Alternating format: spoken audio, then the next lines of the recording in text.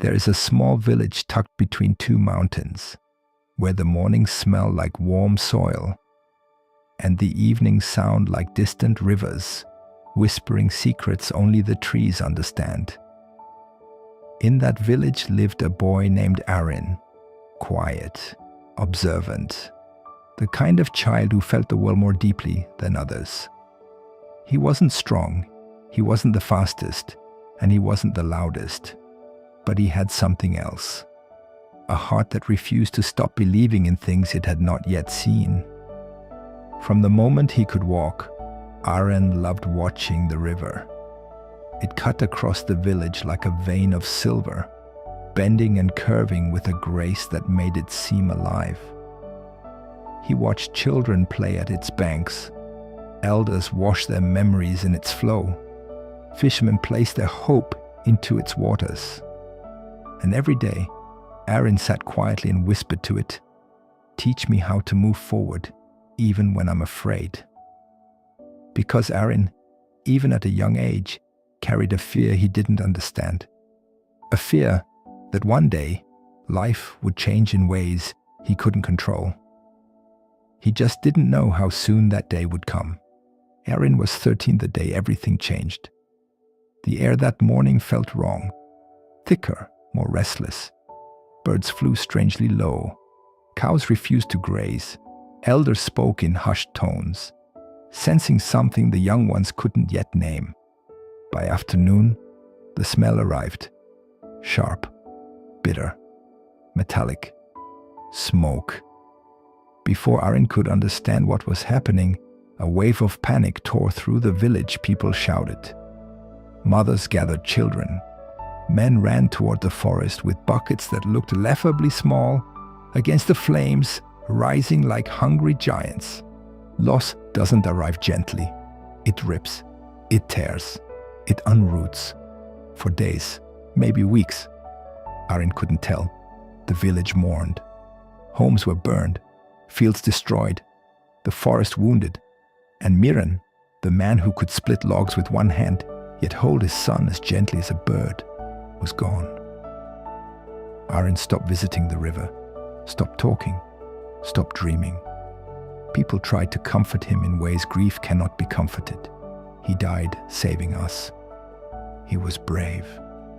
He would want you to move forward. But none of those words reached him, because the truth was simple. Aaron didn't want to move forward. He wanted to go back.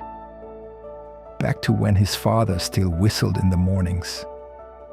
Back to when their home smelled like wood smoke and tea. Back to when love felt permanent. But time has no reverse button, and the world does not pause for the broken-hearted. Months passed, and slowly, quietly, Aaron changed. He stopped looking people in the eye, stopped drawing the constellations he once loved, stopped believing the river could carry him anywhere. Instead, he carried an invisible weight, heavy enough to bend even the strongest spine. One day, as the village rebuilt, an old traveler arrived. His clothing was dusty, his beard long, his eyes strangely alive, as if he saw everything and nothing at the same time. Without speaking to anyone, he walked straight to the charred forest and knelt among the ashes. His name was Soren. Aaron, curious but silent, watched him from a distance. For hours, Soren sifted through burnt soil, whispering words nobody could hear. Not prayers, not grief, something else. Finally, Aaron approached. "What are you doing?" Soren lifted a small cloth bag. Inside were seeds. "I'm planting tomorrow," he said. Aaron frowned. "But the fire burned everything. Nothing will grow here anymore." Soren smiled softly, the kind of smile people wear when they know something others don't. "Child," he said gently, "the soil after a fire is richer than before pain changes the ground. Loss opens it. What looks destroyed is often becoming fertile." Aaron didn't respond, but something inside him shifted. the slightest tremor in a long frozen heart. Over the next few days, Arin followed Soren everywhere. He never spoke much, but Soren didn't mind. Some people speak in words, others speak in presence. Arin needed presence. "Why do you plant seeds you'll never see grow?" Arin asked one morning. Soren paused, pressing a seed deep into blackened soil. "Because someone planted the shade I'm sitting under today. Some gifts are meant for those who come after us." Arin thought of his father. His absence was pain, but his memory was also shade.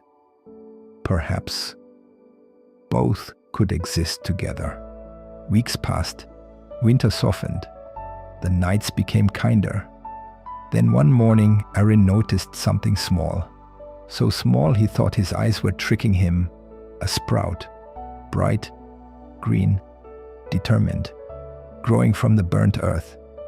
He stared at it for a long time, touched the fragile leaf, felt the pulse of life emerging from something that had once seemed hopeless. "It survived," he whispered. Soren placed a gentle hand on his shoulder. "No," he said softly, "it didn't survive. It transformed."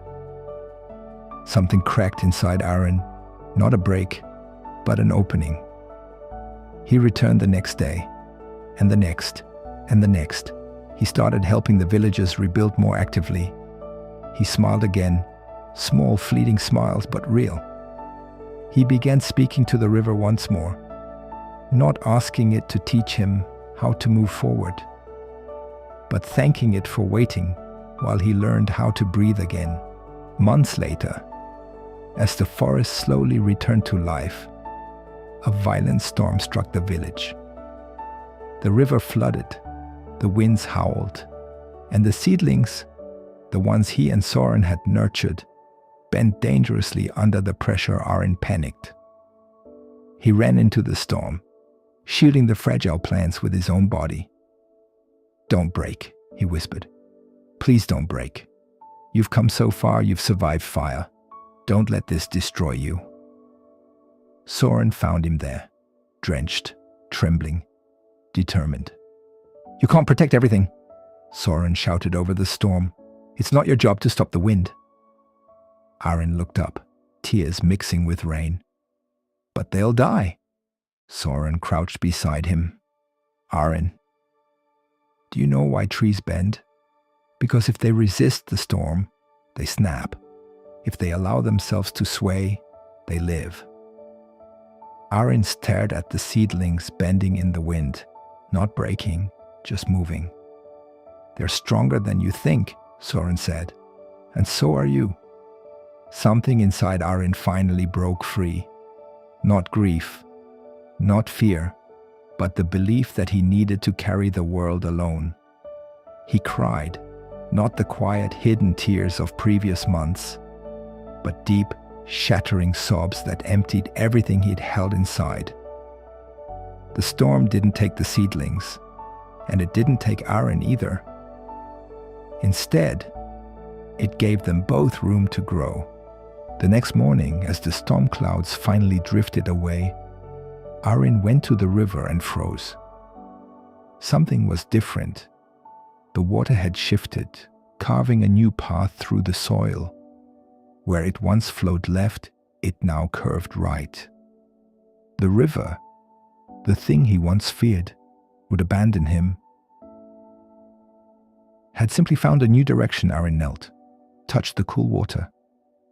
For the first time, he understood something he had never been able to grasp. Life doesn't stop when it changes direction. It doesn't die.